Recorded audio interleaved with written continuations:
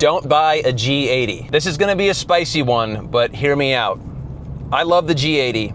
It is currently like the most hype beast car I feel like on the internet, and it's for good reason. It looks fucking badass.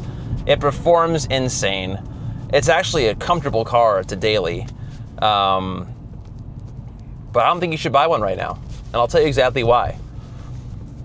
They're still holding their value, which is a good thing, and they're still fairly new.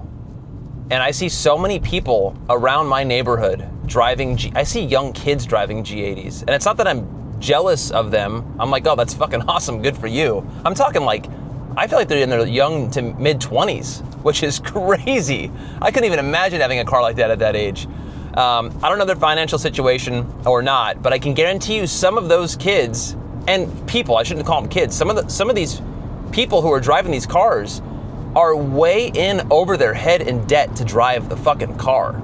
And that to me is such a huge mistake. So I know someone, not well, like we're not like tight friends or anything. He got a brand new G80, and this is brand new, so we all know that's already crazy unless obviously you can afford it. And I think his car, I think he put 15 down, and he's paying like $2,000 a month for his car payment, which is fucking nuts. I couldn't even imagine $2,000 down. And the sad thing is it's his daily driver, and he drives the piss out of it. He's driving 10 to 20,000 miles a year on that car, and he's gonna tank the value. Like, when it comes down to like, 3-4 years later, 5 years later, when he wants to trade that in, he's gonna be shocked when they offer him, I don't know, 50 for it, maybe 60, and he's probably still gonna owe 75, 80, I don't know. I mean, maybe not in 5 years, but he will be upside down on that loan if he's driving it daily like that. And that's like one of the main things is it's so easy to get caught up in the now. Like the world we live in right now, we are constantly bombarded with like all these influencers who drive these fucking awesome cars. And I mentioned it in my other video. They're driving these cars, but they don't daily those cars. Most of these auto influencers, car enthusiast influencers, they have multiple cars, guys. Like they might have a G80, but they're not dailying that thing. They have 2 other cars. They might have a fucking truck, a Tacoma that they daily, or a SUV, like, a Tiguan or whatever. Like they're not putting daily miles on these cars, and because they know they're gonna tank the value and they're gonna lose money. And I think we just get caught up, and I'm speaking for myself, but I feel like this happens to a lot of us. We constantly see these cars, and again, they nailed it with that car. BMW knocked it out of the park with the G80, in my opinion. I love the fucking grill and everything else, but anyway, I digress. We see these cars so often, and we're like, dude, I can afford it. Like if I get a used 2020 right now for 50, and I put 20 down,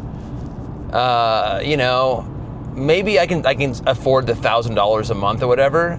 And I'm telling you guys, like, it's just the wrong mindset to be in. Like if you want to get an M3, if you want to get it, go for it. I'm not telling you not to do it. It's just the financial implications right now. It's a lot of fucking money. It's so much money. And it's not just, can you afford the car payment? It's, can you afford to run the thing? Can you afford the maintenance? Can you afford the insurance? Like, when the S58 breaks down and you need parts, you're paying 2x to 3x potentially what it would cost on a regular BMW off the bat. And also the labor, you're gonna have to take it to a shop that you're not gonna go to the dealer, because everyone knows not to go to the dealership. You're gonna have to take it to a shop that's specialized, and their hourly rate is gonna be fucking high. And just be prepared for when things break down that you can't fix yourself or diagnose yourself. You're gonna be spending a lot of money to fix that car. And look, the S58's pretty bulletproof, so I'm not saying you're gonna have all these issues, but I'm just saying it's not just the car payment. I'm gonna keep saying that. It's not just can I afford the monthly, it's everything else. And also, more importantly, like I said earlier, can you afford the depreciation of the car? We all kind of buy car. I think a lot of us, when we pick cars, we're like, I'm gonna drive this till the wheels fall off. We don't, like that's bullshit. That's us lying to ourselves. That's us rationalizing to ourselves to buy the new car because we're bored. You know, if you guys are like anything like me, after a while, sometimes you get bored of your cars, dude, and you just want to change. You just want to try something different. And when you're not super in the hole with a car, ideally not in the hole at all, then you can save up a few grand and trade your car in. Ideally, still have some value on your car when you trade it in, and you have 10 grand to put towards another car that you get to experience. So that's kind of the whole thing, guys, is like, I want to make it crystal clear. I love the G80. It'll spank the shit out of my car. Obviously, I'm not comparing these cars at all. But in terms of financial decisions and buying cars, just don't let yourself get wrapped up in what the hypest thing is.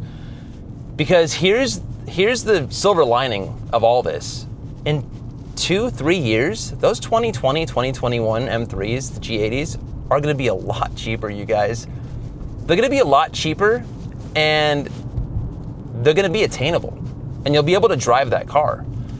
And like, I don't know how you guys feel about the new BMWs. I think they're losing the fucking plot with their new cars. You know, like, I know when the new 2 Series came out, when the G80 and G82 came out, people were like, what are you doing? This looks like shit.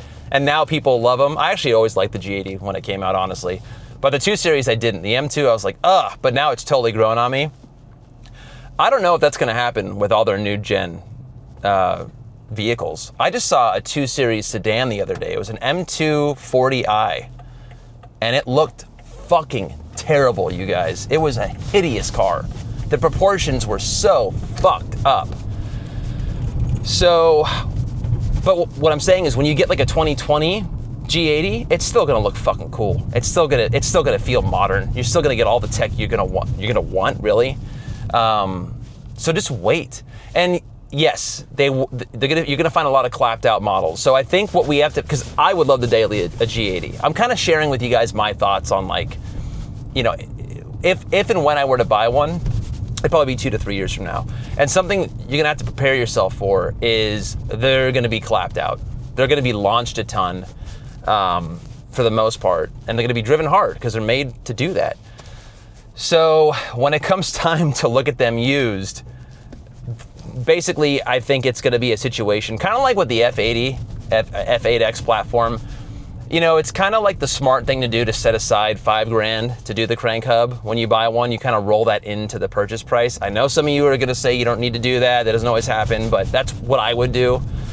I think it's the same thing with the G80. You're just gonna have to know, like, okay, it might be, let's just say 50 grand, 45 grand in 3 years. Let's say 40 grand even, who knows, if you get a higher mileage one. You're gonna have to have a chunk of cash set aside to be like, cool, this is my refresh money. This is I need to address the suspension money, you know, brakes, tires, potentially,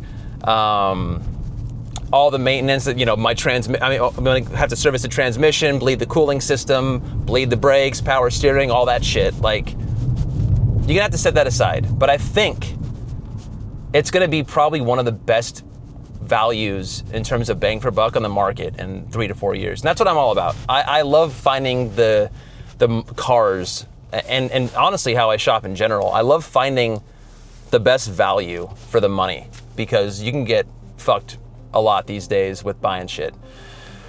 Anyway, guys, that's pretty much it. I just wanted to rant because I love that car. I love that car, and I daydream about owning one and driving one, and you know, maybe one day I will. Right now, it's not the day because I can't afford it, and that's straight up truth. If I could afford it and I shit money, I'd have one. I'd probably have that and this car, and I would not daily that, and I would daily this mostly, and I would drive that whenever I want to have fun. But anyway, hope you guys got value out of this, and until next time, have a good one.